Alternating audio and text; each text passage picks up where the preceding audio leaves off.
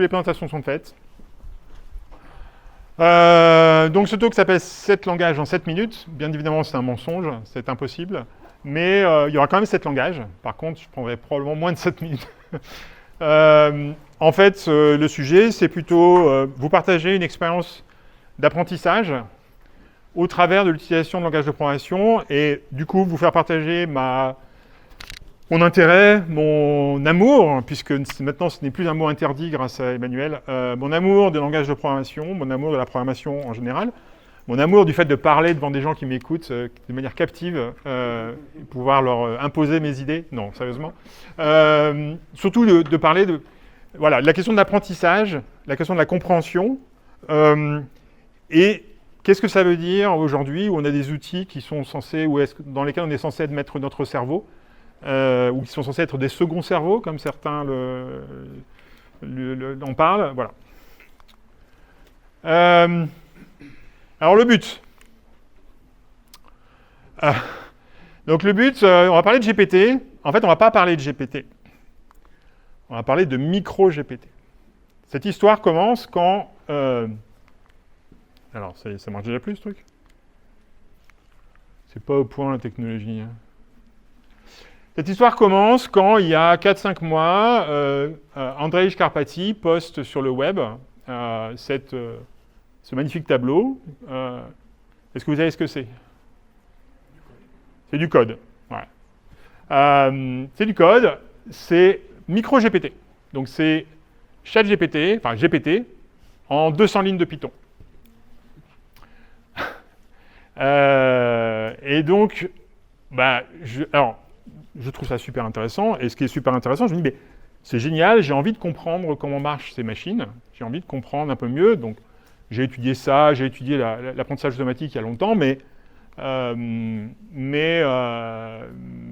aujourd'hui, en fait, comment ça marche vraiment? C'est quoi ces machines qui produisent du langage, des mots, des séquences et du code?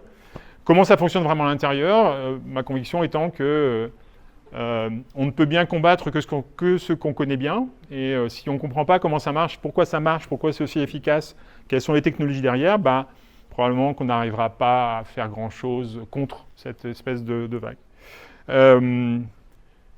C'est un petit peu ambigu comme position parce que je m'en sers aussi. J'en suis aussi un utilisateur, donc je ne le cache pas. Voilà.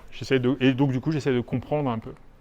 Voilà, donc micro-GPT, c'est quoi? C'est vraiment GPT, c'est-à-dire la génération de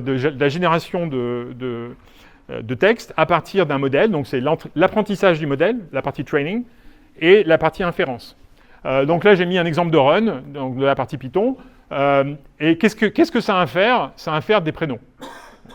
Évidemment, c'est pas hyper sexy, hein, mais ce que je trouve absolument fabuleux, c'est qu'en fait, c'est exactement les mêmes mécanismes. Et on verra un peu plus tard.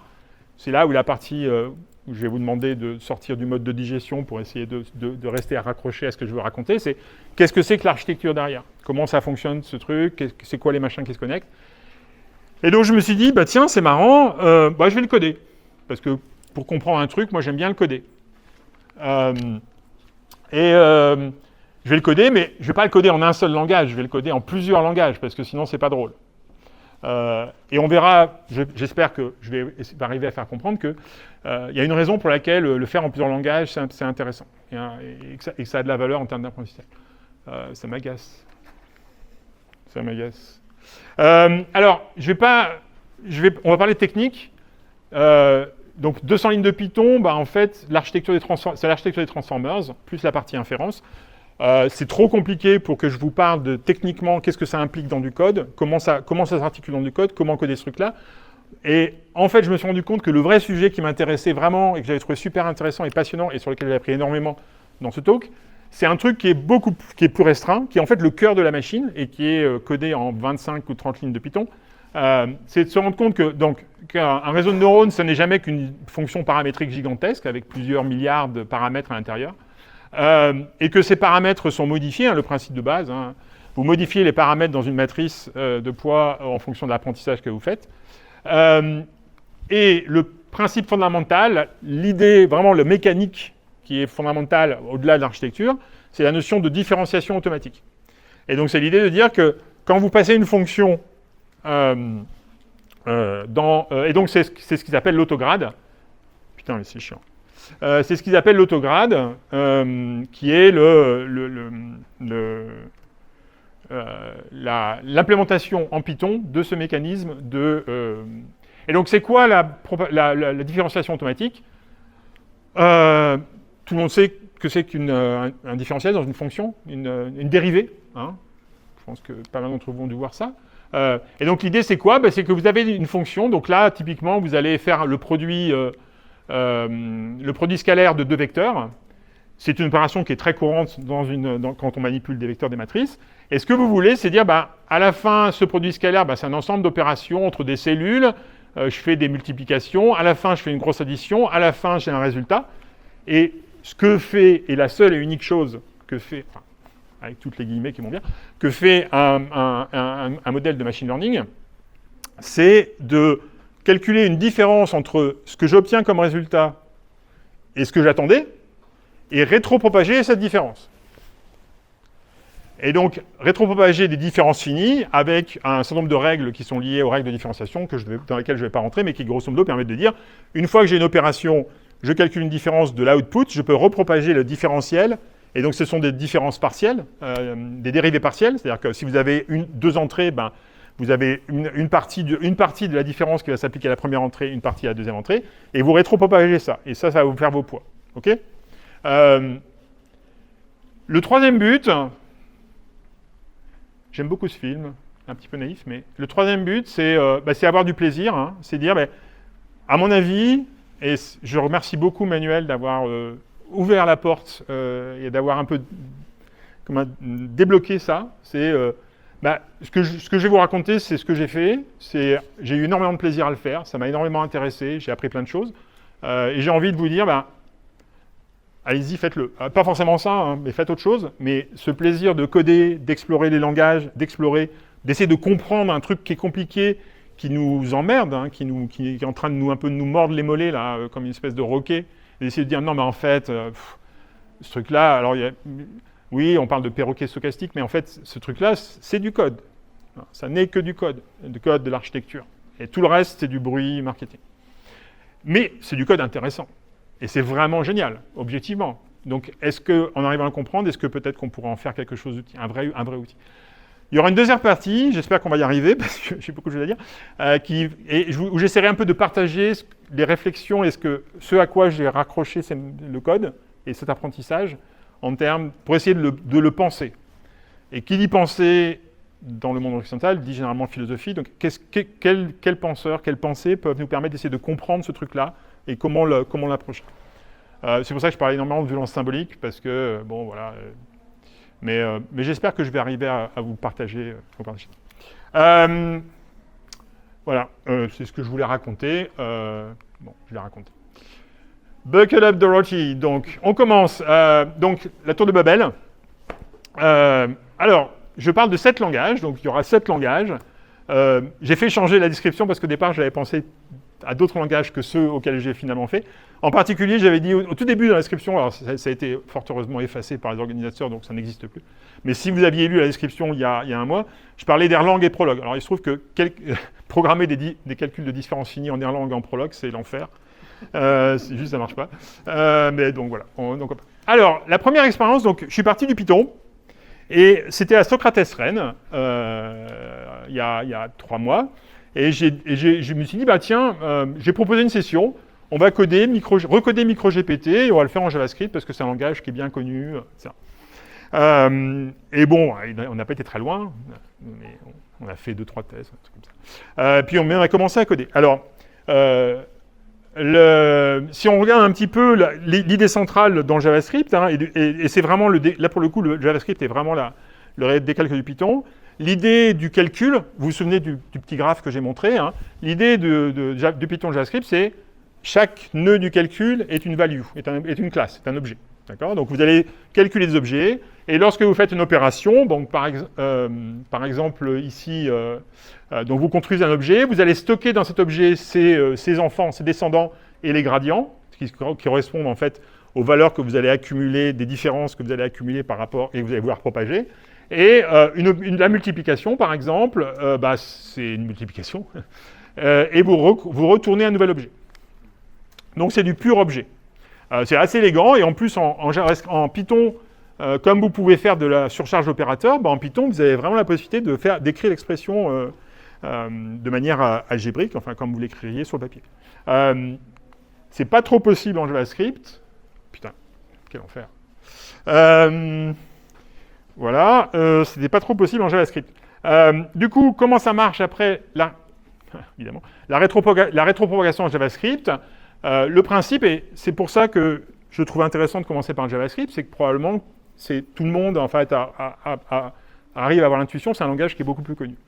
Le coup du JavaScript, c'est de dire, je vais, à partir d'un nœud, si je veux calculer la rétropropagation du gradient de la fonction que calcule ce nœud, je vais calculer le tri topologique de tous les enfants de ce nœud, et je vais appliquer les différences depuis l'output, je vais les rétro-appliquer sur tous les enfants dans l'ordre.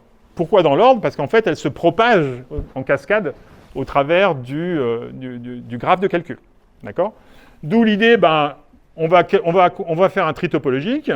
Ce tri topologique, on va le parcourir dans l'ordre inverse, et puis pour chaque enfant, on va mettre à jour le gradient de l'enfant en multipliant par le gradient de tous les nœuds qui contribuent à cet enfant.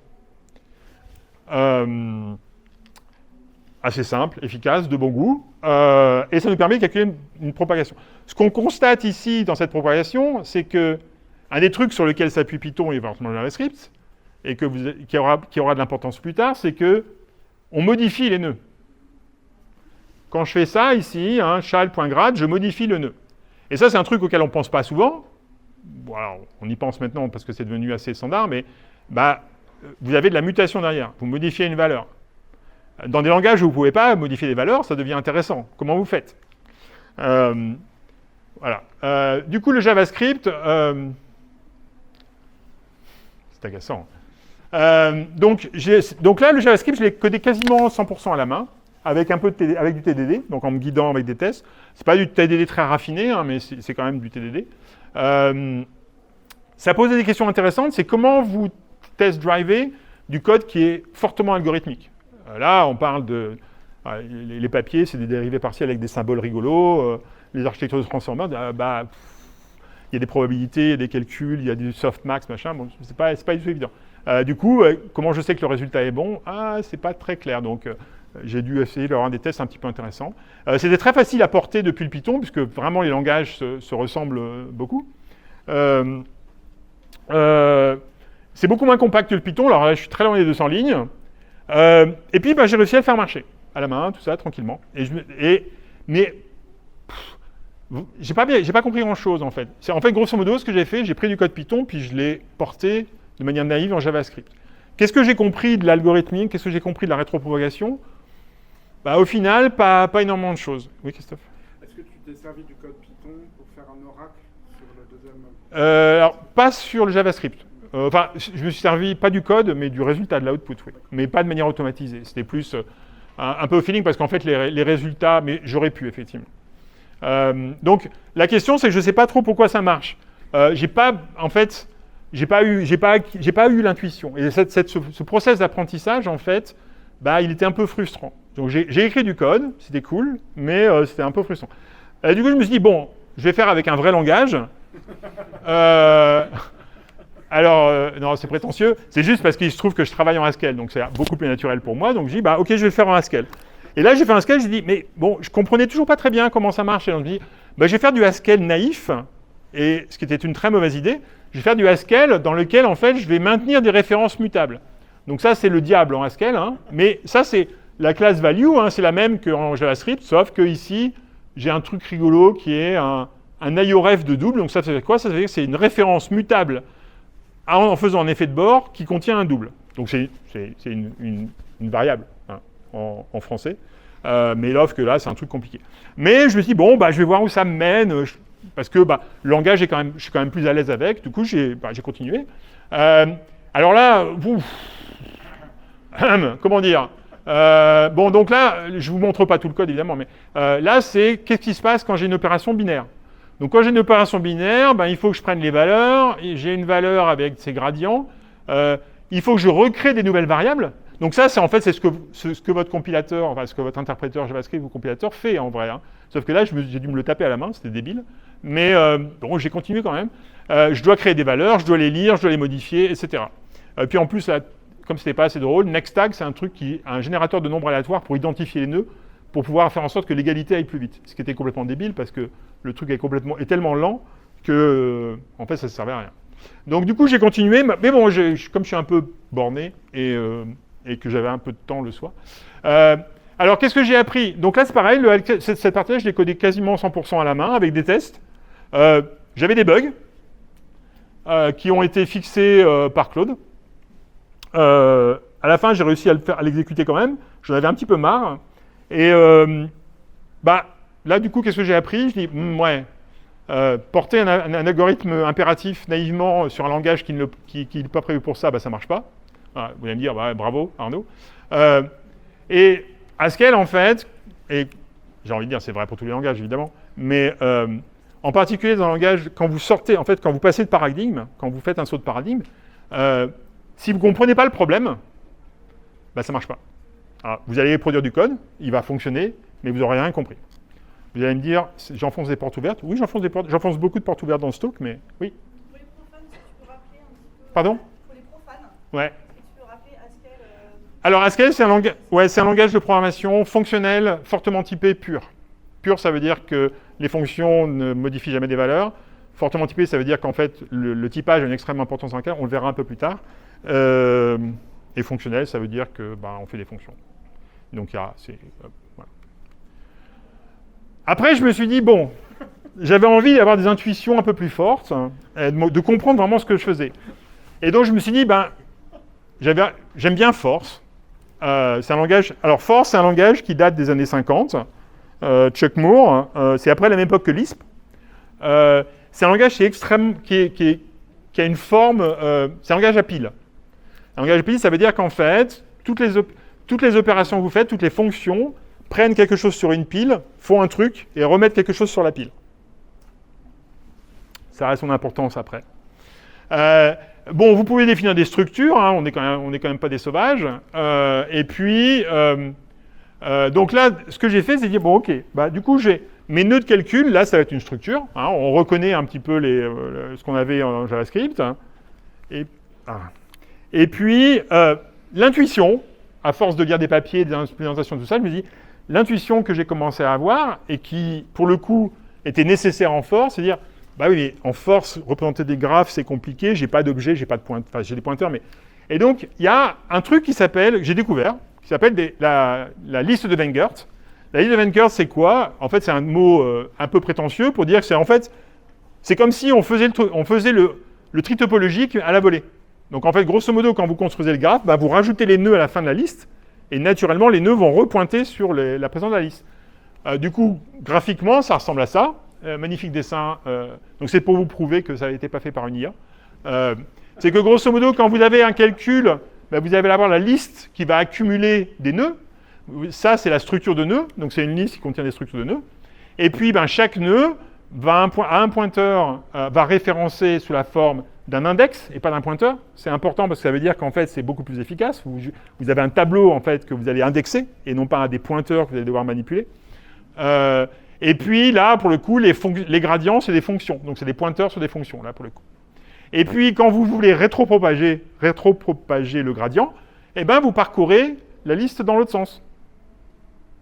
Le tri topologique est fait, du coup, c'est super efficace. Enfin, plus efficace, en tout cas. Donc, qu'est-ce que ça donne en termes de code? Donc, pour vous donner une petite intuition, tout ça, c'est disponible évidemment sur le code, sur Radical, mais voilà. Alors, ça ressemble à ça, du Force. Hein, donc, c'est lisible, non? C'est assez lisible, hein? À peu près. Alors, en fait, l'intuition, c'est de se rendre compte que ce qui est entre... Alors, juste pour le plaisir d'en parler, eval linéaire, ici, c'est une fonction qui va prendre pose et tape address sur la pile et qui va retourner rien sur la pile des entiers, mais qui va retourner une valeur sur la pile des flottants, parce que vous avez deux piles, parce que sinon ce serait pas drôle. En fait, il y en a plus que ça, mais voilà. Et donc, du coup, bon, j'ai un commentaire, et en fait, dans les forces modernes, vous avez la possibilité de définir des variables, de nommer, en fait, ce qui se trouve sur la pile. Et après, vous faites une boucle, et puis là, en l'occurrence, là, c'est le cœur de l'interpréteur. Et bien évidemment, j'ai plus d'objets, j'ai plus de classes, donc je peux pas, j'ai pas de méthode. Donc la structure, ça va être fondamentalement, je stocke le type d'opération dans la structure, et puis je parcours ma liste, je fais un switch sur les opérations, j'applique le truc, et je fais mon calcul.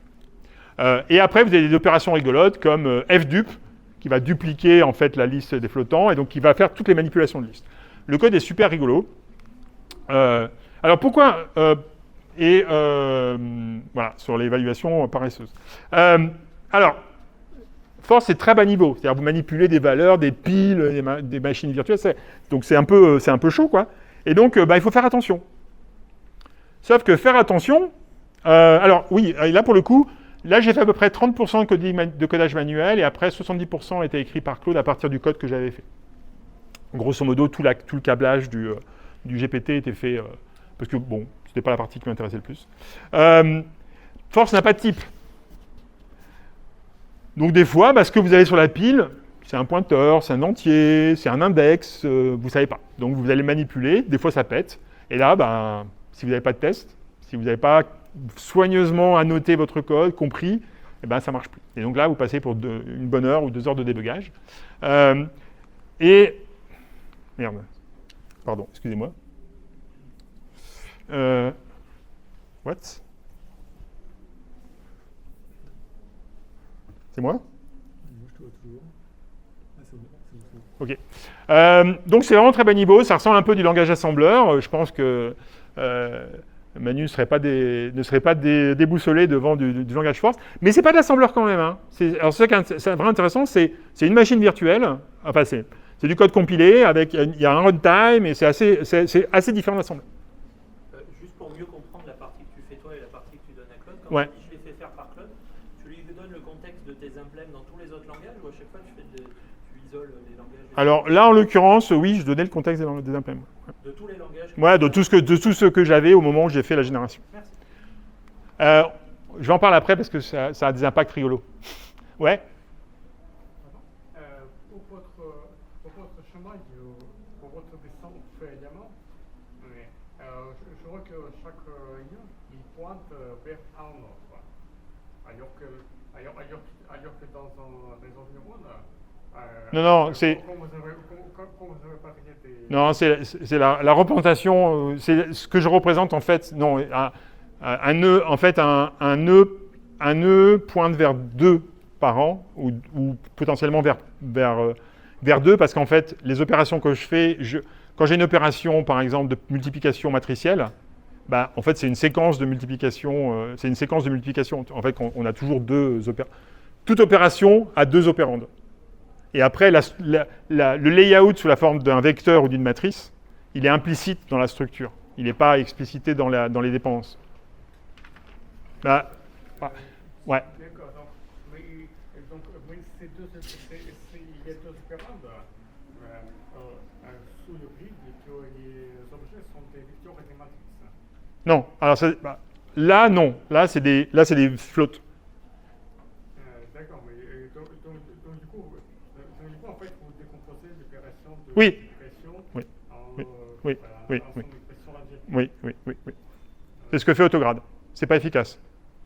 D'accord. On est d'accord. Mais c'est pas le but du jeu. Hein. On verra après, on parlera d'efficacité. Mais le but du jeu, c'était de comprendre le mécanisme de rétropropagation d'un rang et l'architecture d'un réseau de neurones actuel. Alors, ce qui est vachement intéressant, c'est que du coup, là où j'ai beaucoup appris, c'est qu'en fait, en manipulant à la main le truc, c'est que j'ai compris le concept de tape, de Wenger tape. Et ce qui est encore plus intéressant, c'est que se rendre compte qu'un langage qui manipule une pile, c'est vachement pratique pour manipuler une liste qui grossit et qui diminue. Et donc, en fait, il y avait une espèce de congruence entre le langage et l'implantation qui était vachement intéressante. Bon, je vais essayer d'aller un peu plus vite parce qu'il reste 20 minutes. Et putain, ça commence à m'énerver, ce truc-là. Tu veux essayer de changer? Ouais, si t'en as, mais... un des trucs intéressants, c'est que j'ai trouvé qu'en fait, il y avait quelque chose de très zen à coder en force. En fait. Il y a un côté, même si c'est un peu dur, la manipulation du force était un peu... voilà. Après, je me suis dit, bon, attends, on va pas s'arrêter là. Donc, on va faire du scheme. Alors, scheme, j'en fais un peu. Je suis pas un spécialiste de tous les langages dont je parle, évidemment. Hein. Alors, Scheme, c'était vachement intéressant, c'est que là, pour le coup, donc Scheme, ça a été 100% généré par Claude. Il a fait un truc qui était malin, potentiellement parce qu'il voilà, il s'en est rendu, il avait ça dans sa base. C'est qu'en fait, tout à l'heure, hein, on avait dit, vous avez chaque cellule pointe vers ses antécédents. Et donc, le tableau, en fait, c'est un tableau de cellules. Mais si vous avez un tableau de cellules, bah, vous pouvez en fait renverser la perspective et avoir des cellules qui pointent vers des tableaux. Et il se trouve qu'en fait, c'est plus efficace parce que si vous manipulez en fait les données qui sont dans le tableau directement plutôt que chaque cellule individuellement, et ben en fait, vous avez une implémentation qui est plus efficace. Et en fait, en mémoire, et les opérations que vous pouvez faire dessus sont plus efficaces. Donc ça, c'est ce qu'il a fait, c'est qu'en fait, il a dit, bah, plutôt que d'avoir un vecteur de nœuds dans lequel j'ai un flottant, un gradient, des enfants, eh ben, je vais avoir un vecteur qui va contenir toutes les valeurs, un vecteur qui va contenir tous les gradients. Donc en fait, c'est au lieu d'avoir une liste de tuples, j'ai un tuple de liste. Donc ça, j'ai trouvé ça assez malin. Et en lisant le code, je me dis, bah ouais, c'est pas bête du tout. Et ça peut être vachement intéressant comme implémentation en général. Bon, après, ça reste du scheme. Donc, qui dit du scheme, c'est il y a beaucoup de parenthèses. Le code n'est pas toujours hyper lisible. Et ce qui était vachement intéressant dans l'expérience, là, pour le coup, je ne suis vraiment pas emmerdé. J'ai complètement généré. Ce qui était intéressant, c'est que je lui ai donné le code. Et du coup, il a fait une structure qui était quasiment identique, enfin, qui était très similaire à ce qui passait en force. Et avec modulo le trick d'avoir les vecteurs qui étaient inversés. Bien évidemment, est-ce que j'ai appris quelque chose? Pas tellement, parce qu'en fait, comme je n'ai pas codé le truc, en fait, je m'étais dit, à un moment, je me dis, oui, le scheme, c'est un langage qui est homo-iconique, donc il y a ce côté de manipulation de vecteurs. Peut-être qu'il y a des choses intéressantes à faire pour voir comment l'architecture du transformer s'articule avec l'autograde. Et puis en fait, voilà, j'ai pas appris grand-chose. Bon, c'était rigolo parce que ça a prouvé que Claude pouvait le faire, mais c'était pas très surprenant. Donc, deuxième surprise, avec toutes les guillemets, hein, une IA, elle pense pas à votre place. Hein. Elle n'a pas pensé à ma place. Donc, du coup, j'ai pas pensé au truc. Du coup, j'ai rien appris. Bon, ok. Du coup, par contre, ce que j'ai appris en faisant... je viens de dire, ok, je vais faire un deuxième essai en Haskell. Donc, j'ai triché sur les 7 langages. Et là, pour le coup, en Haskell, je me suis dit, je vais faire comme ce pourquoi Haskell est fait, c'est exprimer la logique du programme, c'est découpler ce qui est de l'expression, ce qui est de l'ordre de l'expression de l'algorithme du programme, de ce qui est de l'ordre de l'interprétation et du calcul et du runtime. Donc, grosso modo, d'avoir une syntaxe et une sémantique. L'idée étant de rendre beaucoup plus explicite ce que fait le réseau de neurones, en l'occurrence, ce que fait le calcul. Et donc, du coup, je me retrouve avec la notion d'un programme. Un programme, c'est un ensemble de variables qui sont bindées. Un bind, ça va être les opérations atomiques de mon truc. J'ai des outputs, j'ai un output en l'occurrence, puisque là, j'ai qu'un seul output qui est ma perte. Et puis, j'ai un certain nombre de paramètres qui servent à calculer le... voilà. Chaque expression, donc, alors vous oubliez deux brins, c'est pas des expressions de deux brins, c'est pas grave. Donc chaque expression, chaque nœud dans mon graphe va être en fait une expression d'un certain type. Donc j'ai une construction algébrique, et donc je vais identifier chacun de mes nœuds, et chacun de mes nœuds va être une expression concrète que je vais pouvoir, une expression que je vais pouvoir identifier dans mon code. Donc j'ai quelque chose qui est beaucoup plus expressif. Et là, pour adresser la remarque qui a été faite, c'est qu'en fait, au lieu de décomposer les opérations binaires sur des vecteurs et des matrices, je vais expliciter les opérations matricielles et vectorielles. Et du coup, ça devient des opérateurs et des opérations dans mon langage. Donc en fait, le but de tout ça, c'est quoi? C'est de rendre le langage du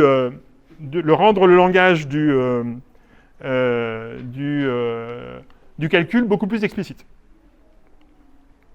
Ah oui, pardon. On est toujours trahi par la technique. Hein. Extend display. Voilà. OK. Du coup, mais l'intérêt, c'est quoi? L'intérêt, c'est que maintenant, comme j'ai découplé la syntaxe de la sémantique, du coup, je peux interpréter mon programme de plusieurs manières. Alors là, tape M et delta M, c'est deux interprétations. Donc, tape M, comme vous pouvez voir, je me suis dit, je vais m'inspirer de l'implémentation de force et interpréter mon programme contre une liste de Weingart. Alors que dans l'autre, là, je me suis inspiré d'un papier de recherche qui dit, Delta M, en fait, ça va réduire les opérations à des opérations plus atomiques. Donc ça va en fait compiler le programme dans des opérations plus atomiques et ensuite interpréter ces opérations plus atomiques. Mais je peux faire mieux. Je peux prendre l'expression de mon programme et générer le graphe de calcul qu'il est en train de faire, ou qu'il va faire. Et donc je peux faire un truc qui était en fait un des trucs que je voulais faire au départ, c'est comprendre ce que fait GPT. Et bien ce que fait GPT, c'est ça. Bon, ok. On va une version plus simple. GPT sur un mot vide. Voilà. En fait, là, ce qui est intéressant dans ce graphe, il faudrait regarder en détail, mais c'est qu'en fait, ce graphe rend explicite la structure des transformers qui est à la base de GPT. Grosso modo, ce que vous avez ici, c'est, vous voyez ici les inputs, donc l'encodage de position, l'encodage du token, les deux sont ajoutés, donc en fait, vous allez merger les deux encodages, vous allez faire une normalisation, et après, vous avez toute cette mécanique-là, qui est la mécanique ce qu'on appelle les têtes d'attention. Donc, je ne vais pas rentrer dans le détail. Si vous voulez, on pourra en parler un peu plus tard. Mais les têtes d'attention, c'est ce qui rend les transformers super efficaces parce qu'en fait, avec ces têtes d'attention, ils vont être capables de se focaliser sur des features des séquences de calcul, des séquences qu'on leur donne à manger et d'apprendre certaines features. Et chaque tête devient une espèce de mémoire spécialisée qui prend en compte l'ensemble de toutes les têtes. Et la dernière magie qui est extrêmement apparente sur ce graphe, c'est qu'en fait, quand vous allez faire l'apprentissage du réseau de neurones, donc ici, c'est ce qu'on appelle le perceptron qui va faire le calcul en fait des poids, et ben vous allez réinjecter l'input. Et donc en fait, la machine, donc les poids qui sont les poids du réseau de neurones, en fait vont non seulement se souvenir du résultat de l'attention qui sort des têtes d'attention, mais aussi intégrer la normalisation du vecteur d'entrée directement, et donc en fait, entre guillemets, merger dans le même ensemble de poids qui est le truc qui se trouve là, qui est l'essentiel des poids en fait du réseau de neurones. Vous aurez à la fois l'input et les têtes d'attention qui vont être calculées. Ce qui était un des breakthroughs, alors je ne l'ai pas inventé, je l'ai lu, mais qui était un des breakthroughs majeurs, enfin une des percées majeures conceptuelles, c'est de dire, mais en fait, on va réinjecter le truc. Et du coup, en fait, on va éviter la perte de gradient qui est que quand vous entraînez ce genre de type de réseau de neurones, au bout d'un moment, en fait, le truc part en sucette et il n'apprend plus rien. Et puis après, il se passe plein de trucs. Donc là, je l'ai quasiment codé avec Claude, mais en lui tenant beaucoup la main. C'est-à-dire, en fait, j'étais très directif. Donc, Scheme, j'avais dit, fais du Scheme, et puis voilà force et JavaScript. Haskell, j'ai dit, non, je veux ça. Et je veux exactement ça. Donc, ça m'a pris plus de temps, mais j'avais acquis tout l'apprentissage de ce que j'avais avant. Donc, là, on en est déjà à 1 mois ou 2 mois passés à coder ce truc-là. Pas plein temps, mais... donc, il y a quand même besoin de lui tenir la main. C'est pas magique. C'est-à-dire, en fait, très, très facilement, comme il a d'autres exemples, il va refaire les autres... Il va reprendre l'architecture qu'il a déjà vue et dire c'est génial, je vais faire la même chose dans Haskell. Et du coup, on retombe dans les problèmes qu'on avait tout à l'heure. Et un des insights en travaillant dessus, c'est que sur la structure du code elle-même, c'est qu'en fait, on peut avoir un programme qui est expressif et qui en même temps est fortement typé, qui va définir la logique computationnelle et avoir une implémentation efficace grâce à la liste de Venn-Kart. Et j'aurais jamais eu cette intuition si j'étais pas passé par les étapes précédentes. En fait, c'est ça un peu Vous pouvez partir maintenant parce que c'est la conclusion de mon truc. Un autre truc intéressant, c'est que c'est vachement facile de découpler le domaine des effets en Haskell. C'est même fait pour ça, en fait. Et donc, l'implémentation de comment je vais interpréter mes expressions par rapport à comment je vais les exécuter est extrêmement fort. Après, je vais aller plus vite. Il y en a plus de langages. Donc, je l'ai fait en Idris. Idris, c'est cool parce qu'en fait, on peut typer beaucoup plus finement. Et donc là, par exemple, un des trucs qui est vachement sympa en Idris, c'est que je peux typer l'addition de matrices, l'addition de tenseurs de n'importe quelle taille, de n'importe quelle dimension, de 0 à n, et je peux garantir que lorsque je fais une multiplication vecteur-matrice, je peux garantir que les dimensions sont compatibles, statiquement à la compilation. Ce qui fait que je ne peux pas écrire de code qui ne va pas calculer, en tout cas pour cette partie-là. Donc ça, c'était une expérience vachement intéressante. Pareil, ça a été à peu près codé beaucoup par Claude, mais comme j'avais déjà l'expérience du Haskell et qu'Haskell, Idris, c'est un peu le... Donc là, je l'ai beaucoup dirigé sur les types que je voulais. Et donc je dis, je veux tel type, telle structure. Mais les détails d'implémentation, c'est lui qui les a faites. Le gros intérêt, c'est que le type system fournit des garanties de sécurité assez fortes. Un truc que je n'ai pas expliqué, c'est que dans mon langage d'expression, quand j'écris l'expression qui est mon calcul de GPT, ce que me permet de faire Idris, c'est de garder le contexte de déclaration de variables et de garantir que les variables sont bien sont bien formées, l'expression est bien formée. Ce qui fait que je ne peux pas référencer une variable qui n'existe pas. Donc si concrètement, comme mes variables, c'est des entiers, je ne pourrais pas référencer une variable avec un entier qui n'est pas en fait dans le scope dans lequel je suis, qui serait plus grand que le scope dans lequel je me trouve. Et ça, c'est garanti statiquement. Donc c'est assez magique. La learning curve est assez forte. Un des trucs que je me suis posé des questions, c'est qu'en fait, je me suis inspiré d'un papier de recherche et je me trouve que l'implémentation à base de tape qui utilise des tableaux mutables, elle reste quand même plus efficace que de compiler avec des deltas. Après, je vais passer rapidement, je l'ai fait en OCaml, je ne connais rien en OCaml. Ça désespère mon copain Xavier, mais bon, c'est comme ça. Voilà. Et puis, j'ai rien appris sur OCaml puisque je ne l'ai pas fait moi-même. Donc, voilà. Troisième surprise, l'IA, elle ne peut pas apprendre à votre place. Et puis après, il y a plein d'autres langages. Je me suis amusé à compiler un back-end, avoir un back-end C pour Idris, à mélanger du Haskell et du Force. J'ai fait une implémentation, codée par Claude, en Common Lisp. Agda plus Futark, ça c'est un papier de recherche qui s'intéresse à comment coder la descente de gradient en Agda et générer du Futark. Futark, c'est un langage de programmation dédié à la programmation vectorielle et parallèle. Donc il va être capable de faire des calculs et de les transformer en opérations sur du CUDA ou du OpenCL, etc., etc. Bien évidemment, j'ai pas mis l'accent sur les performances parce qu'elle ne veut pas dire grand-chose, c'est une petite expérience, mais c'était assez intéressant de voir d'où je suis parti. En Python, l'implémentation de base en Python, elle met 1 minute. En JavaScript, on est à 17 secondes. Ma première implémentation Haskell naïve, on remonte à 49 secondes. C'était super lent. Une fois que j'avais résolu les bugs, parce qu'avant de résoudre les bugs, le truc ne s'arrêtait pas. C'est quoi que tu mesures? Là, c'est le temps... Ah oui, excuse-moi. Ce que j'ai montré tout au début, c'est tu fais l'inférence sur les 33 000 noms et tu génères 20 noms. D'accord. Donc c'est l'inférence, en gros, parce que c'est le training, parce que l'inférence, c'est epsilon. Le force, on descend à 12. Le scheme, on remonte un petit peu à 27, mais parce que scheme copie l'implémentation en force de manière naïve et pas du tout optimisée. La Haskell V2, ça y est, on est en dessous de la barre des 10 secondes. Idris, on est à peu près ballpark, c'est la même chose, c'est pas mal quand même, pour un langage fortement typé, parce que là, derrière, vous avez la compilation. Common Lisp, 0,69 secondes. Ça marche pas en fait. OCaml, 0,67 secondes. Compilation incluse. Hein? Compilation incluse. Oui, là, ouais, non, enfin, Common Lisp, il n'y a pas de compilation. Enfin, si, il y a la compilation. Non, il n'y a pas la compilation, là, c'est juste le training. Bon, voilà. Donc, ça ne veut pas dire grand-chose, mais c'était rigolo parce que apprendre avec beaucoup de grains de sel. Ce qui est intéressant, c'est cette idée que si vous avez des références d'implémentation sur un sujet qui est relativement bien scopé, LLM, en fait, il va pouvoir prendre votre référence d'implémentation comme une référence, un oracle, et produire du code potentiellement plus efficace que vous n'aurez pas besoin de lire.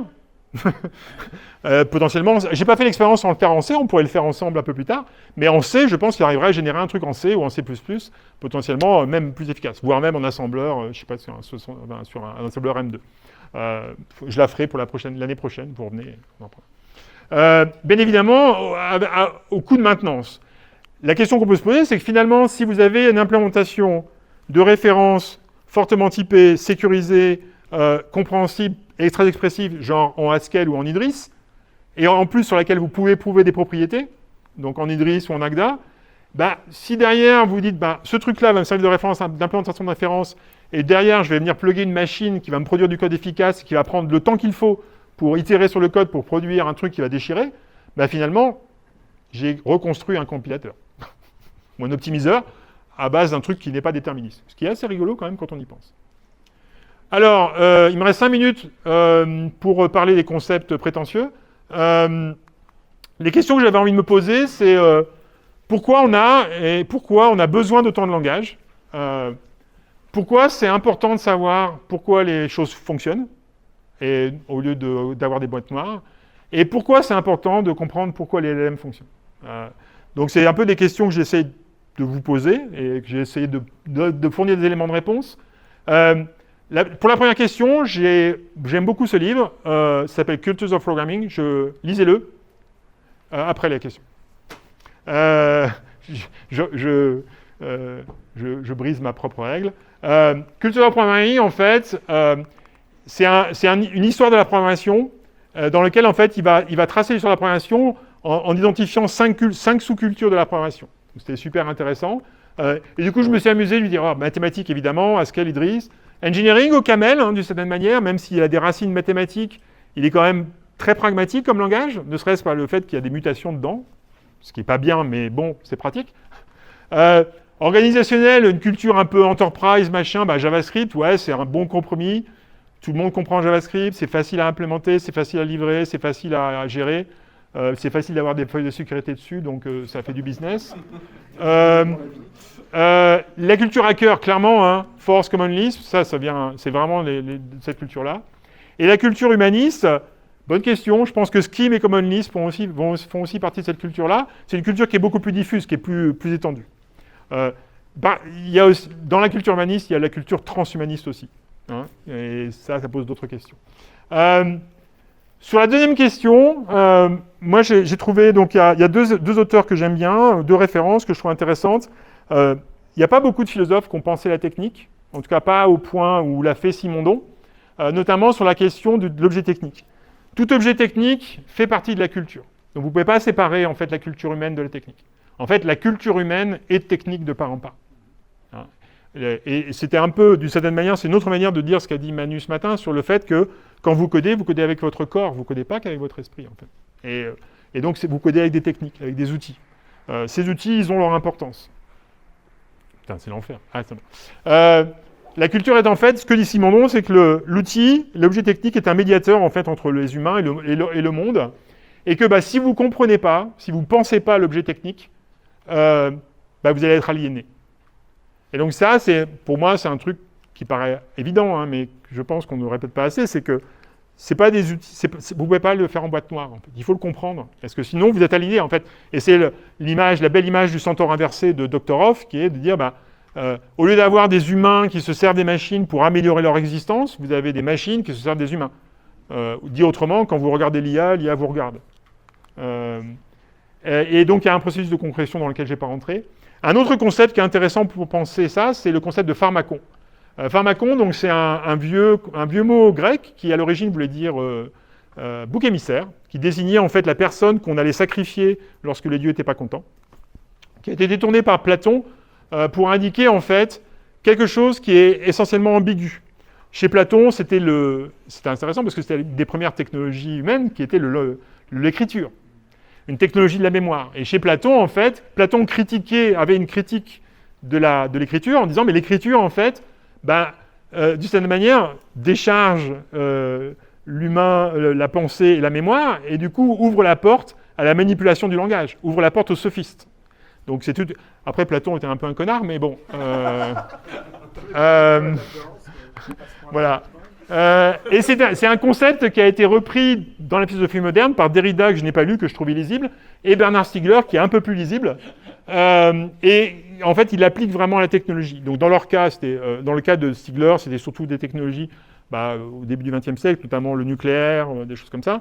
Ça a été repris par... et l'idée, c'est la même chose, c'est qu'en fait, une technologie, c'est à la fois un poison et une cure, un remède. Alors ça paraît banal quand on dit ça en disant oui, évidemment, une technologie, elle soit positive, soit négative, ça dépend de l'usage. Non, c'est plus subtil que ça parce que ça veut dire que derrière la notion de poison et de remède, il y a la notion de transformation. En fait, une technologie vous transforme. L'usage, si on est dans une relation objectale avec la technologie, il n'y a pas de relation, c'est neutre, et du coup, il n'y a pas de transformation. Alors qu'une technologie, en fait, vous transforme. Et elle peut vous transformer, vous empoisonner, ou elle peut vous guérir. Et c'est cette idée de transformation de soi qui est extrêmement importante, je trouve. Bon, je vais passer à la conclusion. Ah merde, il y avait ouais, je voulais parler d'un autre. Bon, c'est pas grave. Conclusion, donc on a fait tout un journal, donc tout un voyage, on est parti de GPT. On est passé par JavaScript, donc par différents langages. Le passage à Force, pour moi, était important parce qu'il m'a vraiment donné des intuitions très fortes. Je code en Haskell tous les jours, donc j'aurais été censé le voir, mais j'ai mal fait. J'ai pris le problème par le mauvais bout. Le fait de redescendre d'un niveau, ça m'a vraiment aidé de donner des intuitions très fortes. Le scheme, c'était un peu un détour qui aurait pu être rigolo, mais c'est un peu comme, vous le savez, vous êtes dans une croisière, enfin, je ne vais pas dans les croisières, mais vous êtes dans une croisière, et puis il y a une escale, vous descendez pas à l'escale, vous restez dans votre chambre, et donc vous voyez passer le truc, et puis ça vous intéresse. Vous auriez pu être intéressé, mais bon, finalement, il y a autre chose à faire. Bon, on passe. Mais ça m'a permis de faire le retour à Haskell, qui là était beaucoup plus fruitful, bénéfique, parce que j'avais vraiment envie d'arriver à ce niveau-là, au niveau d'Idris et du type level. Le OCaml, c'était un peu aussi une escale un petit peu ratée. Bon, ça arrive. Hein. Par contre, l'intuition, après, arriver à me rendre compte que, bah oui, en fait, j'avais essayé maladroitement de passer cette histoire en revue. Je trouvais ça super intéressant. Et la lecture du livre de Petříček m'a aussi éclairé sur mes propres motivations, comment moi je me positionnais par rapport à ces cultures, pourquoi j'étais attiré par Haskell. Ben, c'est pas parce que je suis un génie des maths, c'est parce qu'il y a un côté aussi, il y a une pureté, et puis il y a un peu de prestige. Et pour finir par la philosophie de la technique, et pour revenir à GPT, parce que ce truc-là, je l'ai aussi utilisé. Et en fait, ça a été une espèce de soutien pendant cette transformation. OK, so what? J'ai mis ce tableau parce que je ne savais pas comment finir cette conf. Parce qu'en fait, voilà, je pourrais en parler pendant des heures. Je trouve qu'il y a deux choses que je voulais dire. Enfin, il y a un certain nombre de choses que je voulais dire, mais il y en a au moins deux que je trouve assez essentielles. C'est que utiliser et apprendre des nouveaux langages, c'est extrêmement bénéfique. Ça donne du plaisir déjà.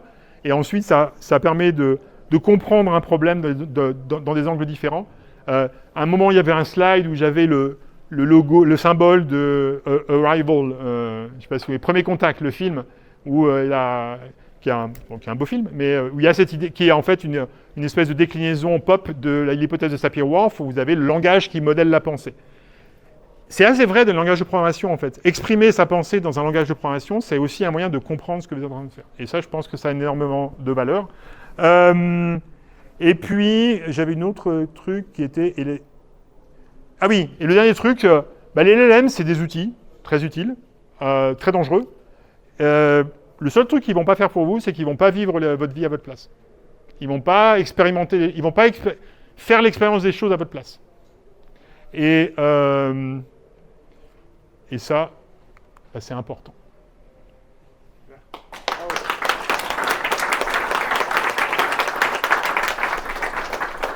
Je suis désolé.